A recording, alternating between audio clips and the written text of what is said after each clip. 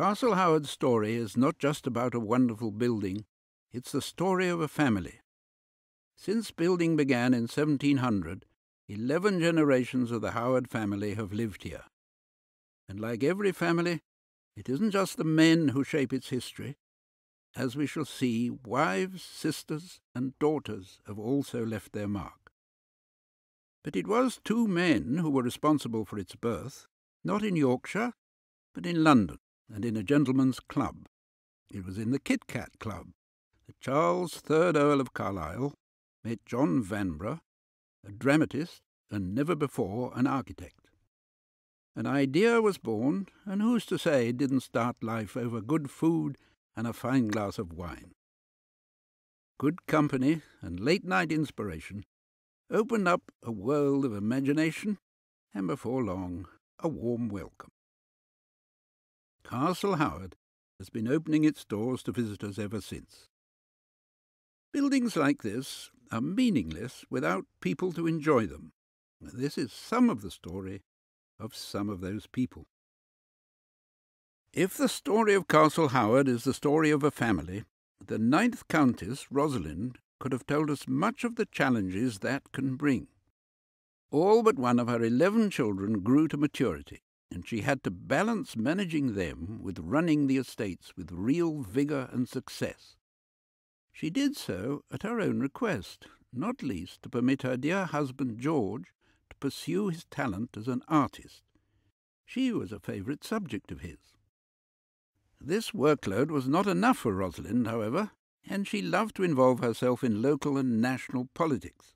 She would rise early, and fuelled by what she termed that fatal stimulant coffee, throw herself into everything from women's suffrage to support for striking miners to Irish independence. She was a formidable woman, and the press loved a Rosalind story. Truth never got in the way of good copy, as she discovered to her irritation in 1916. As an active member of the temperance movement, Rosalind had in her time closed local pubs and even replaced them with coffee shops. So, when she ordered the contents of the Castle Howard cellars, around 600 bottles, to be poured into a hole on the estate, the papers had a field day. It would be correct to say that hers was not a popular action, but equally fair to consider Rosalind's defence. She asserted that this was not a moral decision, but one based purely on the fact that the wine was undrinkable. It had gone off. Never a dipsomaniac in his wildest craving could have wanted this. Rosalind was not the only woman at Castle Howard to be rigorous about quality control. Let me introduce you to the busy hands of the 4th Countess, the young bride Isabella, the epitome of scriptures she works with her hands in delight. Isabella didn't just throw herself into all that she did, she wrote it down as well. She was a meticulous keeper of the household accounts, all of which survive to this day, with costs itemised to the last lemon, and every step of the food chain, from planting to harvest to kitchen to table, set down in detail. It mattered to her not only because she was immensely practical, but because cooking was a passion, and her recipe book is one of the earliest of its kind. Isabella did more than cook with the best ingredients, she grew them too. Her domain was not just the house, but also the walled garden with its flowers, vegetables and fruit. She introduced both staples and exotics, and she wasn't scared to get those busy hands dirty. Hard work had dramatic benefits, and it's no coincidence that the Castle Howard Crown Derby has a centrepiece perfect for displaying a locally reared pineapple. After a lifetime of hard work, by the time Gainsborough painted her, it appeared she'd worked her busy hands off, or at least they're unusually missing from this portrait. At a time when porcelain-like hands were a sure sign of a lady of leisure, we like to think that that's perhaps to preserve the ladylike appearance of an unusually practical and hospitable hostess. The story of Castle Howard is not only about hospitality. many of the Howards liked to venture further afield to explore.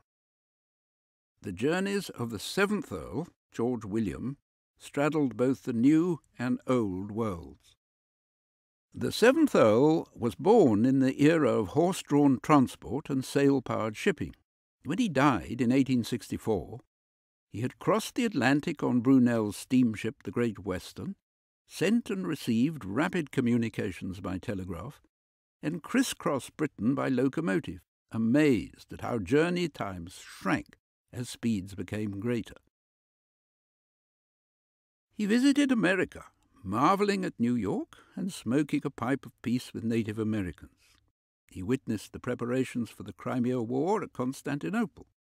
He attended the coronation of Tsar Nicholas in Russia. George was a genial man. He would think nothing of walking 5 miles or more every day to meet with his tenants and local villagers. He was a close confidant of Queen Victoria and Prince Albert, whom he entertained at Castle Howard in 1850. Albert was engrossed by the art treasures of the house, and George struggled to tell him all of their stories. His grandfather could have told him more. The fifth Earl, Frederick, like his father and grandfather before him, brought back many treasures from Italy. Like his mother, Isabella, he was a meticulous note-taker, and he kept detailed records of all that he bought. He undertook the Grand Tour while still a teenager, and its influence was profound.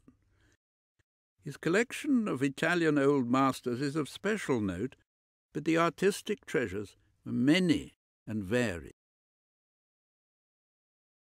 Happily for us, his enthusiasm also lay closer to the home that he loved. He commissioned the first landscape paintings of Castle Howard by William Marlowe. His support of British artists led to his meeting Sir Joshua Reynolds, and this portrait by the great man introduces a character who was to share many adventures with Frederick. This adventurous chap was called Rover, and true to his name, Rover toured Europe with his master. It was an eventful trip. He managed to get lost in France, and was fortunate to be found by a servant. He crossed the Alps, looking out of the carriage from Frederick's knee.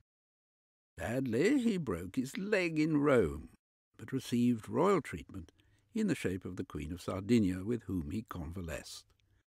As he and his master eventually headed for home, his luck finally ran out, as indeed did Rover, flattened under the wheels of a carriage in a Paris boulevard, never to return home to Castle Howard, and leaving the Earl heartbroken.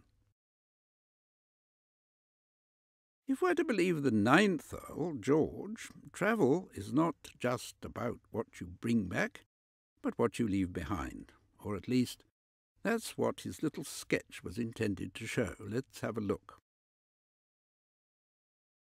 His Baedeker guidebook was lost at Pompeii, which may explain the confused geography of the map. A purse was left somewhere between Orvieto and Rome. Perhaps it was empty. A nightshirt was abandoned on the Tuscan hills. Binoculars left in Pisa. And yes, it does appear a small boy was left in Genoa. We're sure it was a brief stay, and the child was swiftly back at the breakfast table with his family.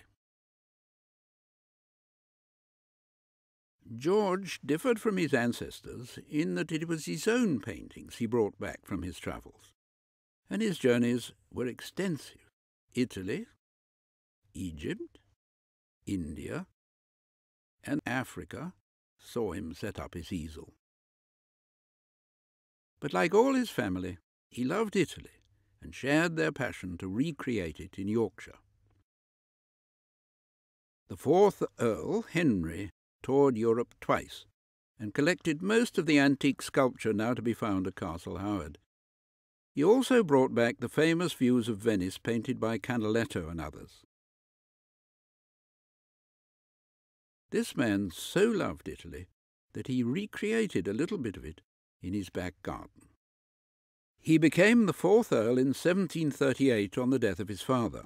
That same year saw the completion of the Temple of the Four Winds, perhaps the most beautiful representation of Italy and recreated in Yorkshire. It is modelled in part on Palladio's Villa Rotonda in Vicenza, a regular calling point on the Grand Tour. What's it for? It's a pavilion, a place for refreshment and reading, a place for generations of summer days. It's the perfect summer house. Of course, for millions beyond Castle Howard, it's where the characters of Brideshead Revisited picnicked. A fiction, but the author, Evelyn Waugh, described his creation as a house with a dome.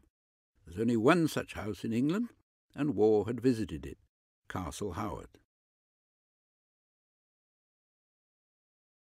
The dome that so distinguishes Castle Howard is its second dome, not its first.